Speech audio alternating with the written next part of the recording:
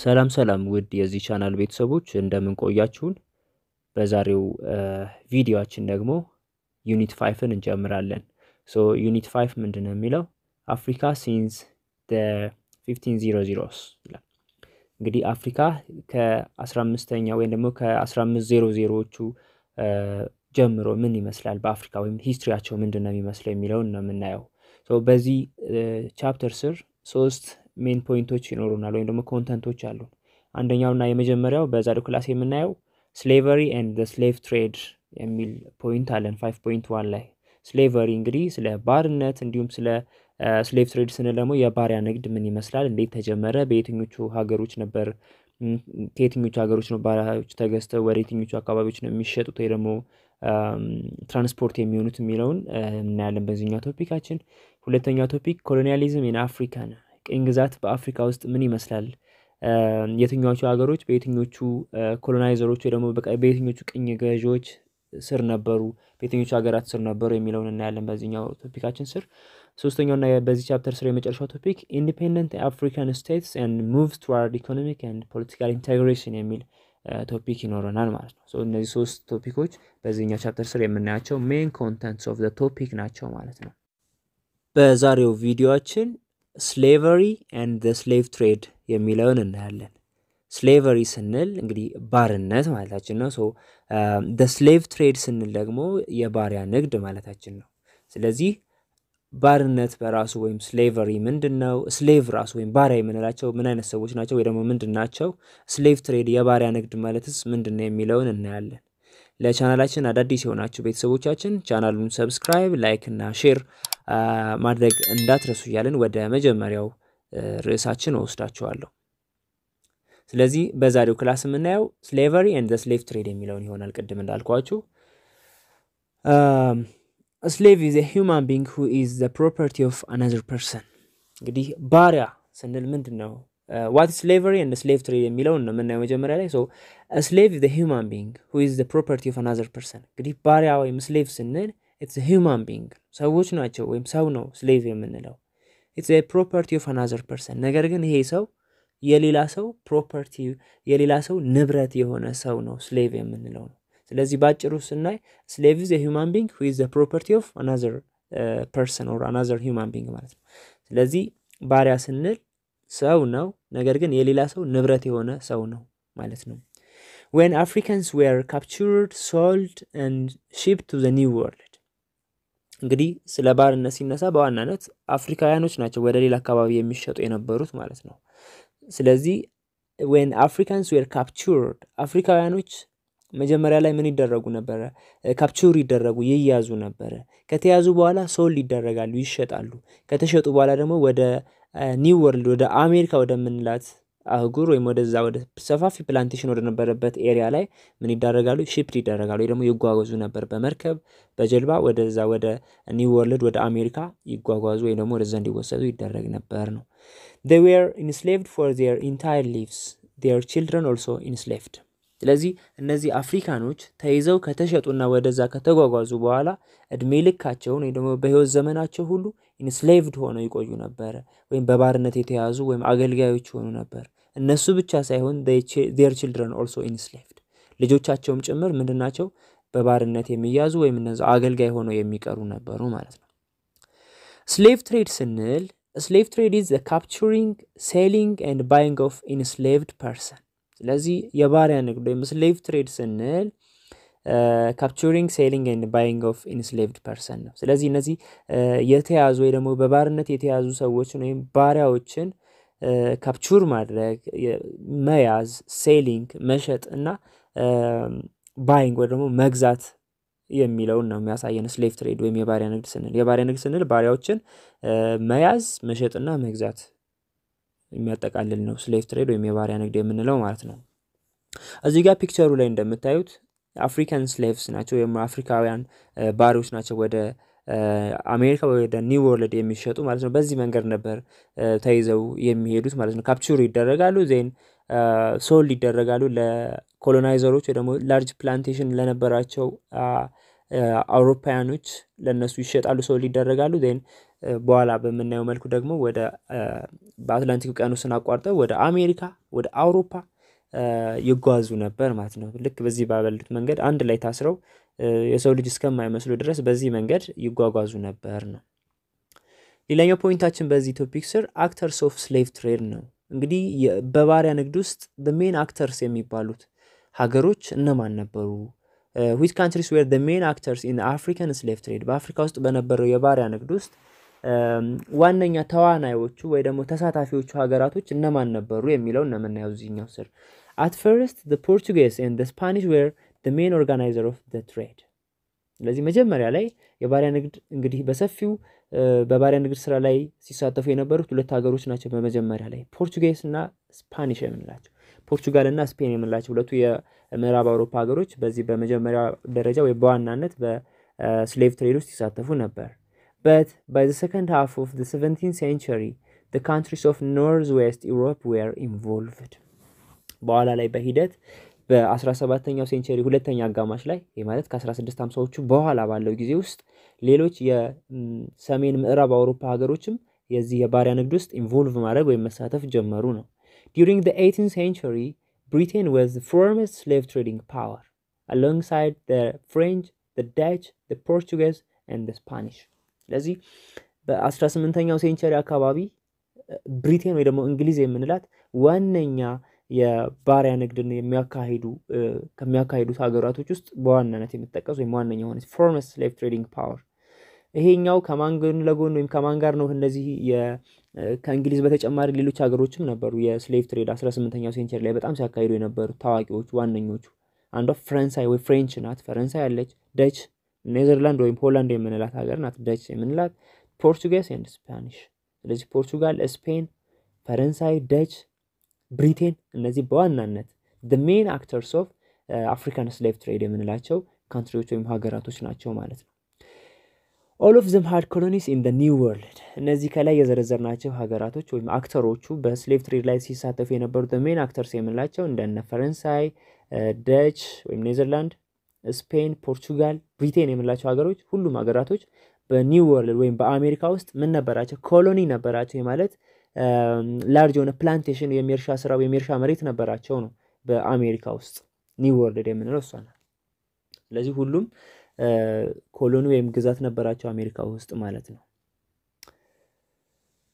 እስቲ አንድ ባንድ ናቸው። ፖርቹጋል ይላል so during the 14th and early 15th centuries ስለዚህ በ14ኛው እና በ15ኛው ሴንቸሪ መጀመሪያ ላይ the plantation system for growing sugarcane had been developed in Mediterranean island in southern Spain and Portugal። ስለዚህ በ14ኛው ሴንቸሪ እና በ15ኛው ሴንቸሪ መጀመሪያ ላይ the plantation system for growing sugarcane had been developed in Mediterranean islands in southern Spain and Portugal። ስለዚህ በ14ኛው እና በ15ኛው ሴንቸሪ ላይ ወይም ክፍለ ዘመን ይሄ የሰፋፊ የእርሻ ስራ በዚህ በሰፋፊ ወይም ደግሞ በፕላንቴሽን ሲስተማቸው ላይ ሹገርኬን ወይም ደግሞ ሸንኮራ አገዳን ግሮ የማድረግ የማስፋፋት የማብቀል የማሳደግ ወይ ደግሞ ይሄንን የማምረት ሂደቱ ምንድነው በጣም ዲቨሎፕ ሆኖ ነበር። የት አካባቢዎች ነበረ ይሄ ፕላንቴሽን ኦፍ ሹገርኬን ይካሄድ የነበረው? በ14ኛው እና በ15ኛው ሴንቸሪ ሜዲትራኒያን አይላንድ የምንላቸው ወይ ደግሞ በሜዲትራኒያን ባህር አካባቢ በሚገኙ ደሴቶች ላይ እንዲሁም ሳውዘርን ስፔን በደቡባዊ የስፔን አካባቢዎች እና ፖርቹጋል ላይ የሹገርኬን ወይ ደግሞ ሸንኮራ አገዳን የማምረት ሂደት በጣም በሰፊው ይሰራ ነበር በ14ኛው እና በ15ኛው ሴንቸሪ ላይ ማለት ነው። At the beginning, the slave labor for those plantations was drawn from North Africa and the slave of Southern Europe. ስለዚህ መጀመሪያ ላይ እነዚህ የሸንኮራ አገዳን የማምረቱ ሂደት በተጀመረበት ጊዜ በ14ኛው እና በ15ኛው ሴንቸሪ ላይ ይሄ የሸንኮራ አገዳ ምርት በሚያመርቱበት ጊዜ ስሌቮችን ወይም ባሪያዎችን ለዚህ በጣም ሰፋፊ ለሆነው የእርሻ ስራን የሸንኮራ አገዳ ምርትን ለማምረት ባሪያዎችን ወይም የሰው ኃይል የሚያገኙት ከየት ነበር? ከኖርዝ አፍሪካ ነበር፣ ከሰሜናዊ የአፍሪካ አካባቢ እንዲሁም ስሌቭስ ኦፍ ሳውዘርን ራሽያ ከደቡባዊ የሩሲያ አካባቢዎች ባሪያዎችን ያገኙ ነበር እንደነ ፖርቹጋል እና ስፔኖች ማለት ነው። በተለይ ፖርቹጋሎች። ስፔን Meanwhile, as Portuguese project traded with West Africans and sought an eastern route to India. ይሄ እንግዲህ ባለፈው ግሬት ጂኦግራፊካል ዲስከቨሪ ቻፕተር 4ን ስናይ ፖርቹጋሎች በተለያዩ አሳሾቻቸው አማካኝነት የተለያዩ ትሬድ ሩቶችን አግኝተው ነበር። አንደኛው ዌስት አፍሪካን አካባቢ በተለይ በአትላንቲክ ውቅያኖስ አካባቢ የሚገኙ ትሬድ ሩት አግኝተዋል። ሌላኛው ኢስተርን ሩት ቱ ኢንዲያ ወደ ህንድ የሚወስድ የንግድ መስመሮችን አግኝተው ነበር የፖርቹጋል ኤክስፕሎረሮች ወይም ደግሞ አሳሾች ማለት ነው። Her neighbor Spain was opening up to transatlantic route to the American and the Caribbean. የፖርቹጋል ጎረቤት ሀገር ደግሞ ስፔን የትራንስአትላንቲክ ሩት የምንለው ወይ ደግሞ ከአሜሪካና ከካሪቢያን ጋር በአትላንቲክ ውቅያኖስ አማካኝነት ወይም በዚህ ውቅያኖስ ላይ ተጉዘው እንግዲህ አሜሪካን የምንላት አዲሷን ወይ ደግሞ ኒው ወርልድ እንዲሁም ካሪቢያን የካሪቢያን ደሴቶችን ጭምር የነዚህ የስፓኒሽ ኤክስፕሎረሮች አግኝተዋል። ስለዚህ ስፔኖችም በትራንስአትላንቲክ ላይ በአትላንቲክን ክሮስ አድርገው የተለያዩ የንግድ መስመሮችን ወደ አሜሪካና ወደ ካሪቢያን የሚወስዱ የንግድ መስመሮችን አግኝተዋል ማለት ነው። ስለዚህ ይሄኛው እንግዲህ ስፔን አሜሪካን ማግኘቷ የስፔን ኤክስፕሎረሮች እንዲሁም የፖርቹጋሎች ደግሞ ወደ ኢንዲያና ወደ ዌስት አፍሪካ የተለያዩ ትሬድ ሩቶችን ማግኘታቸው የንግድ መስመሮች መገኘታቸው እንግዲህ ከተለያዩ አካባቢዎች ባሪያዎችን እንዲያመጡ አንዱ ምክንያት ሆኗል ነው። Other Europeans from the 1630s first the Dutch and then the French and England got involved in the rapid expansion of sugarcane, coffee, tobacco and cotton plantation in Brazil. ስለዚህ ከ1630ዎቹ ጀምሮ በመጀመሪያ ደች ወይም ኔዘርላንድ የምንላት ከዛም በኋላ ፈረንሳይና እንግሊዝ በዚህ በሹገር ኬን በሸንኮራ አገዳ በቡና በትንባሆና በጥጥ ምርቶች በከፍተኛ ሁኔታ መሳተፍ ጀመሩ እነዚህን በማምረት ማለት ነው። የት አካባቢ ነበር የሚያመርቱት? ብራዚል ውስጥ፣ ደቡብ አሜሪካ፣ ካሪቢያን አይላንድ የምንላቸው በካሪቢያን ደሴቶች እንዲሁም በሳውዘርን ፓርትስ ኦፍ አሜሪካ በሰሜናዊ አሜሪካ ደቡባዊ ክፍል ላይ እነዚህን ፕሮዳክቶች በጣም በሰፊው ማምረት ጀመሩ ነው። ካሪቢያን አይላንድ የምንላቸው እነዚህ በነገራችን ላይ አሁን ላይ እንደነ ባሃማስ እንደ ባርባዶስ፣ ጃማይካ፣ ኩባ የምንላቸው ደሴቶች የሚገኙበት ኤሪያ ነው። ካሪቢያን አይላንድ የምንላቸው ወይም ሴንትራል አሜሪካ ላይ የሚገኙ ቦታዎች ናቸው። ስለዚህ በእነዚህ ኤሪያዎች ላይ እንደነ ደች፣ ፈረንሳይና እንግሊዝ ወይም ኔዘርላንድ፣ ፈረንሳይና እንግሊዝ የምንላቸው ሀገሮች ከ1630ዎቹ ጀምረው የተለያዩ ሹገር ኬን፣ ኮፊ፣ ቶባኮ፣ ኮተን የምንላቸውን ፕላንቴሽኖች በሰፊው በነ ብራዚል፣ ካሪቢያን አይላንድ እና በሳውዘርን ፓርት ኦፍ አሜሪካ በሰፊው ማካሄድ ጀመሩ ነው። In most of the 17th and 18th centuries, the number and the size of plantation were constantly expanding. ስለዚህ በ17ኛው እና በ18ኛው ሴንቸሪ ይሄ ሳይዝ ኦፍ ፕላንቴሽን ወይም ደግሞ የእርሻ መሬታቸው በጣም በሰፊው እየተስፋፋ መጣ ነው፣ ኤክስፓንድ እያደረገ መጣ። This meant that there was an ever greater demand for new slaves. ስለዚህ የሰፊ የእርሻ መሬታቸው ወይ ደግሞ ፕላንቴሽናቸው በጣም በኃይለኛው ኤክስፓንድ እያደረገ ሲመጣ የስሌቭ ዲማንዳቸው ወይም ባሪያዎችን የሚፈልጉበት ፍላጎት የባሪያዎች ፍላጎት በጣም እየጨመረ መጣ ማለት ነው። then the origin of slaves አሁን እንግዲህ በሰፊው የባሪያ ንግድ ወደሚካሄድበት ጊዜ ላይ እንመጣለን ማለት ነው። so why did Europeans choose African for slavery? አፍሪካውያንን እነዚህ አውሮፓውያኖች የአፍሪካ ባሪያዎችን ወይም አፍሪካውያኖችን ለባርነት የሚፈልጓቸው ለምንድን ነበር የሚለውን ፖይንት ያሳየናል ይሄኛው። The plantation owners first used local indigenous Amerindian population. እነዚህ ፕላንቴሽን ኦነሮች እንደነ ከላይ ያየናቸው ማለት ነው የፕላንቴሽን ሰፋፊ ፕላንቴሽን ያላቸው ወይም ባለቤቶቹ በመጀመሪያ ይጠቀሙ የነበሩትን ባሮች እንደ ባርነት ወይም እንደ ባሪያ ይጠቀሙ እንደ ስሌቭ ይጠቀሙ የነበሩት ማንን ነው? ኢንዲጂነስ አሜሪንዲያን ፖፑሌሽን ነው። እነዚህ አሜሪንዲያን የምንላቸው ሬድ ኢንዲያን የምንላቸው በዛው በአሜሪካ አካባቢ ተወላጅ የነበሩ ወይ ደግሞ እዛው አካባቢ የነበሩ ኢንዲጂነስ የሆኑ ህዝቦች ነበሩ። ስለዚህ እነሱ ነበር በዋናነት እንደ ስሌቭ ይጠቀሙ የነበሩት ማለት ነው ኦነሮቹ። But they quickly died of the harsh treatment of their colonizer and unfamiliar European diseases. እነዚህ አሜሪንዲያን የምንላቸው ወይ ደግሞ ሬድ ኢንዲያን የምንላቸው ግን በቀላሉ መሞት ጀመሩ። ለምንድን ነው የሚሞቱት? አንደኛ harsh treatment of the colonizer ነው። እነዚህ ፕላንቴሽን ኦነሮቹ ወይ ደግሞ ኮሎናይዘሮቹ እነዚህ የሰፋፊ መሬት ባለቤቶቹ ማለት ነው አሰሪዎቻቸው በጣም መጥፎ በሆነ መንገድ ነበረ ትሪት የሚያደርጓቸው የሚይዟቸው ነው። አንደኛው እሱ በቀላሉ እንዲሞቱ አደረጋቸው። ሁለተኛ አንፋሚሊያር ዩሮፒያን ዲዚዝ ነው። ከተለያዩ አውሮፓ የመጡ የተለያዩ በሽታዎችን መቋቋም አልቻሉም፣ ሬዚስት ማድረግ አልቻሉም። ስለዚህ በቀላሉ እነዚህ አሜሪንዲያን የምንላቸው ኢንዲጂነስ ፒፕልስ ዳይድ ማድረግ ወይ ደግሞ መሞት ጀመሩ ነው። ባይ ዘ ኤንድ ኦፍ ዘ ፈርስት ሴንቸሪ ኦፍ ዩሮፒያን ኮንታክት 19% or more of the Amerindian population of the Caribbean island had been wiped out. ስለዚህ ይሄ ስሌቮችን ወይ ደግሞ ይሄ የፕላንቴሽናቸው ማስፋፋት በጀመሩበት በመቶ ዓመት ውስጥ ወይ ደግሞ በፈርስት ሴንቸሪ ውስጥ ማለት ነው 90 እና ከዛ በላይ የሚሆኑ እነዚህ ኢንዲጂነስ አሜሪንዲያን ፖፑሌሽኖች ካሪቢያን አካባቢ የነበሩት ማለት ነው ምን አደረጉ?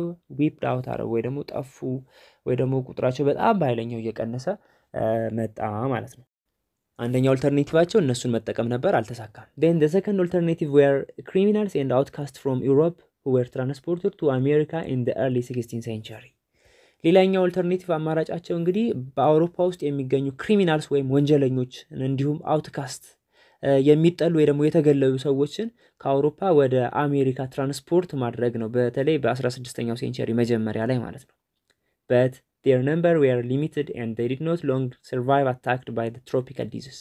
ስለዚህ እነዚህ አውሮፓ ውስጥ የነበሩ ክሪሚናል ወንጀለኞችና አውትካስት የተገለሉ የሚጠሉ ሰዎችን ከአውሮፓ ወደ አሜሪካ 16ኛው ሴንቸሪ ላይ ትራንስፖርት አድርገው እነሱን እንደ ስሌቭ ወይም የነሱን ሌበር መጠቀም ነበር ፍላጎታቸው። ነገር ግን አንዱ እንቅፋት የሆነባቸው their number were limited፣ ቁጥራቸው በጣም አነስተኛ ነበር። ለሚፈልጉት በጣም ለላርጅ ፕላንቴሽን ወይም ደግሞ በጣም ሰፋፊ እርሻዎቻቸውን በቀላሉ በእነዚህ ሰዎች ብቻ መሸፈን ወይም ደግሞ ማሰራት አይችሉም ነበር፣ ቁጥራቸው አነስተኛ ነበር ነው። and they did not long survive attacked by tropical disease። እነዚህ ከአውሮፓ የሄዱት ክሪሚናል እና አውትካስት የምንላቸው ህዝቦች ወይም ሰዎች በቀላሉ በትሮፒካል ዲዚዝ በተለይ ማላሪያ ወይም የወባ በሽታ በምንለው እዚህ በሐሩር ክልል ውስጥ በተለይ በነሱ አካባቢ በሚኖሩ በሽታዎች በቀላሉ አታክ ሊደረጉና መሞት ጀመሩ ነው። ረጅም ጊዜ መኖር ሰርቫይቭ ማድረግ አልቻሉም። በዚህ በትሮፒካል ዲዚዝ በእንደነ ማላሪያ አይነት በሽታ ወይም በወባ በሽታ በቀላሉ መሞት ጀመሩ ነው። Faced with those problems, the European colonizer of Central and Southern America turned to Africa for their labor force. ስለዚህ እንደ ሶስተኛው ወይ ደግሞ third alternative ያሰቡት የተጠቀሙት ምንድነው? እነዚህ ከአውሮፓ የወሰዷቸው ክሪሚናል እና አውትካስቶች በቀላሉ መሞት ሲጀምሩ ወይም እንደዚህ አይነት ችግሮች ሲገጥሟቸው አውሮፓውያን እነዚህ የፕላንቴሽን ባለቤቶች ፕላንቴሽን ኦነሮች ወይም ኮሎናይዘሮቹ ምን አደረጉ? ወደ አፍሪካ ፊታቸውን አዞሩ ነው። ምን ለማግኘት? ሌበር ፎርስን ለማግኘት ነው። ስሌቮችን ከአፍሪካ ለመግዛት አሰቡ ነው። because ለምንድን ነው ይሄን ያሰቡት? because Africans had developed a certain level of immunity to some tropical diseases and also they had experience and skills in metalworking, mining and tropical agriculture. ስለዚህ ወደ አፍሪካ ፊታቸውን ያዞሩት ስሌቮችን ከአፍሪካ ወደ አሜሪካ ወደ ሴንትራል ወደ ሳውዝ አሜሪካ ለመውሰድ ያሰቡት እነዚህ የአውሮፓውያን ኮሎናይዘሮች ለምንድን ነው? አፍሪካውያን ምን ነበራቸው? ኢሚዩኒቲያቸው ወይም ደግሞ እነዚህ የትሮፒካል ዲዚስን ወይም የትሮፒካል ዲዚስን የመቋቋም ወይም የመከላከል አቅም ነበራቸው። ስለዚህ በዛ በትሮፒካል ዲዚስ በቀላሉ አይሞቱም ነበር አፍሪካውያን። ስለዚህ አንድ እሱን ወደ አፍሪካ ፊታቸው እንዲያዞሩ ከአፍሪካ ባሪያዎችን እንዲገዙ አደረጋቸው ነው። ሁለተኛው ኤክስፒሪየንስር ነበሩ፣ እንዲሁም ስኪልፉል የሆኑ ሰዎች ነበሩ አፍሪካ ውስጥ በተለይ በብረት ስራ ሜታል ወርኪንግ፣ በማይኒንግ በማዕድን ቁፋሮ፣ እንዲሁም በትሮፒካል አግሪካልቸር ትሮፒካል አካባቢ በሚደረጉ የአግሪካልቸራል አክቲቪቲዎች ኤክስፒሪየንስር ናቸው፣ ስኪልፉል ናቸው ነው። ስለዚህ በጣም ልምድ አላቸው፣ በጣም ስኪልፉል ናቸው በብረት ስራ፣ በማዕድን ቁፋሮ፣ በተለያዩ አግሪካልቸራል ወይም በግብርና ስራዎች በተለይ ትሮፒካል አካባቢ በሚበቅሉ ሰብሎች በዚህ አይነት የግብርና ስራ ላይ ኤክስፒሪየንስር ነበሩ አፍሪካውያኖች ነው። ስለዚህ አውሮፓውያኖች ይሄ ልምድ ስላላቸው በሽታን የመቋቋም አቅማቸው ከፍተኛ ስለሆነ አፍሪካውያን ባሮችን ወይም ስሌቮችን ወደ አሜሪካ ወደ ሳውዘርን አሜሪካ ወደ ሴንትራል አሜሪካ ለመውሰድ አሰቡ ማለት ነው። ወይም ደግሞ እንደዚህ አይነት ሐሳብ መጣላቸው። As a result, the first African captive to be taken directly across the Atlantic Ocean and sold into slavery were transported in 1532. ስለዚህ በዚህ ምክንያት ወይም ደግሞ በዚህ ከላይ ባየናቸው ምክንያቶች የመጀመሪያዎቹ ከአፍሪካ ወደ አሜሪካ የተላኩት አትላንቲክ ውቅያኖስን ክሮስ አድርገው ወደ አሜሪካ የተሸጡት ባሮች መቼ ትራንስፖርት ሆኑ ወይም መቼ ወደ አሜሪካ ተጓዙ? 1532 ላይ በአትላንቲክ ውቅያኖስን ክሮስ አድርገው በቀጥታ ወደ አሜሪካ ተወሰዱ ማለት ነው የመጀመሪያዎቹ ባሮች። Political and commercial elites of Africa were the main agents of slave trade in Africa. ስለዚህ በአፍሪካ ውስጥ ባሪያዎችን በመሸጥ ረገድ ከፍተኛ ድርሻ የነበራቸው አንደኛ ፖለቲካል ኤንድ ኮሜርሻል ኤሊቶች ናቸው። አንደኛ ፖለቲከኞች ናቸው፣ ሁለተኛ የንግዱ ማህበረሰቦች ወይም ደግሞ ነጋዴዎች ናቸው፣ ኤሊቶች ናቸው። እነዚህ መሪዎች ወይም ሱፔሪየር የሆኑ በፖለቲካው በንግዱ በጣም ታላላቅ የሆኑ የላቁ ሰዎች ወይም መሪዎች ባሪያዎችን ከአፍሪካ ወደ አሜሪካ በመሸጥ ረገድ እንደ ኤጀንት እንደ ወኪል በመሆን ከፍተኛ ስራን የሰሩ ሰዎች ናቸው ማለት ነው ባሪያዎችን በመሸጥ ረገድ። but they rarely sold people from their own society. እነዚህ ኮሜርሻል ኤሊት ወይም ፖለቲካል ኤሊት የምንላቸው ግን ከራሳቸው ማህበረሰብ ወይም ከራሳቸው ጎሳ ባሪያዎችን የመሸጣቸው አጋጣሚ በጣም ሬር ነበር ወይም አነስተኛ ነበር። ከራሳቸው ማህበረሰብ ከራሳቸው ጎሳ አይሸጡም ነበር። except unwanted criminal and outcast. ከራሳቸው ሊሸጡ የሚችሉት እንኳን ምን አይነት ሰዎች ከሆኑ ነው? ክሪሚናል ከሆኑ፣ የማይፈለጉ ወንጀለኞች ከሆኑ ወይ የተገለሉ የተጠሉ አውትካስት ከሆኑ እነሱ ናቸው በባሪያ ወይም ደግሞ በባሪያ ንግድ ውስጥ ይሳተፉና በባርነት ወደ አሜሪካ ይሸጡ የነበሩት ማለት ነው። On the other hand, small societies, the weak states and stateless village communities, the neighbor of large expanding states undoubtedly suffered greatly. ስለዚህ ሌላ እንግዲህ በባርነት ይሸጡ የነበሩት ወይም ባሪያዎች በባርነት መልክ ወደ አሜሪካ ይሸጡ የነበሩት ስሞል ሶሳይቲስ የነበሩት ደግሞ በጣም አነስተኛ የሆኑ ዝቅተኛ የሆኑ ማህበረሰቦች ናቸው።